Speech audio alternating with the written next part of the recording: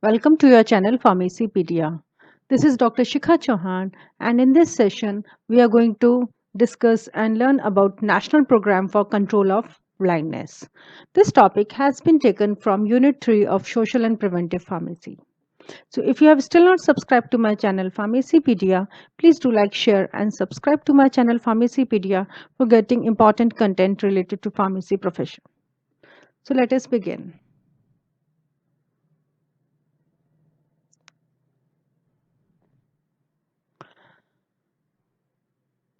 So when we talk the blindness, it is the inability of a person to count the fingers from a distance of 6 meters or 20 feet. So the main causes are due to refractive error, glaucoma, post-capsular ossifications and other complications. So when the right to sight is right for everyone, and with so much advancements into the scientific technology, the vision improvements problems can be healed up to 80%. So as this is the Snell's chart, which needs to be checked out for the eyesight assessment and particular use. So like when you go to the ophthalmologist, you are being exposed to such kind of the charts, and you get your eyesight number. Talking about the types of blindness, they have been categorized into different categories: social blindness, manifest blindness, absolute blindness, curable blindness, preventable blindness, avoidable blindness, and economic blindness. Talking about the visual acuity, it is the sharpness of the vision, and it is therefore measured as a maximum distance a person can see at a certain object, also divided by the maximum distance at which a person with the normal eyesight can see the same object. So, if you compare WHO and NPCB definitions, they talk about two types of the vision. First is the low vision, which is further categorized into category 1 and 2, and second is the blindness, which is categorized into category 3, 4, and 5. So, as per the power of your eyesight, as per the weakness in your eyesight, you get a specific number by measuring and going through that Snell's chart. So India is the first country in the world to launch national level blindness control program. So we are really proud of it. NPCB was initially launched in the year 1976 as a 100% centrally sponsored program. In 1994 to 95, program decentralized with the formation of District Blindness Control Society in each district. And their goal was to reduce the prevalence of blindness from 1.4 to 0.3% by the year 2020. Now, the objectives of NPCB were to continue the ongoing signature activities, providing eye screening in the schools and distributions of spectacles free of cost, and also to reduce the backlog of avoidable blindness through identification and treatment at the primary, secondary, and the tertiary levels. The other objectives included the development of comprehensive universal eye care services and quality services, also strengthening and upgradation of the regional institutes of ophthalmology to centers of excellence, strengthening of existing infrastructure facilities to develop additional human resources for providing eye care in all the district hospitals. Other objectives included enhancement of the community awareness on the eye care. So, as like you take care of other organs, cleanliness, hygiene, person, you have to take care of your eyes as well. To increase and expand research for the prevention of blindness and visual improvement. Also, to secure participation of voluntary organizations or the private practitioners in delivering eye care. Now, there were different strategies which were decided to fulfill these objectives. The first was the continued emphasis on free cataract surgery through government healthcare systems.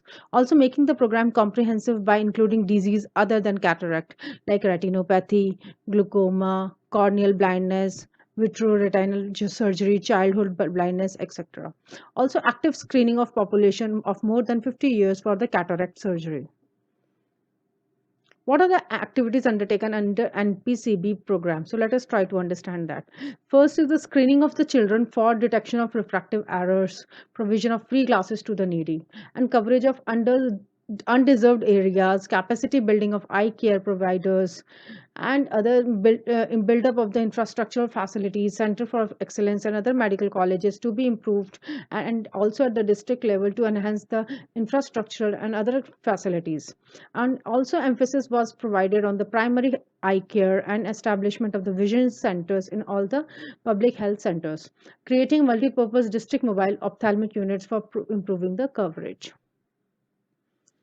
Other activities involved are like involvement of non-government organizations, IEC activities, management information systems, school eye screening program, collection and utilization of donated eyes, control of vitamin A deficiency, monitoring and evaluation by the survey. So school screening program is one of the best program which have been undertaken by this program. Almost 5 to 7% of the children aged between 10 to 14 years have problems with their eyesight affecting their learning at the school. So teachers have been trained to screen the children.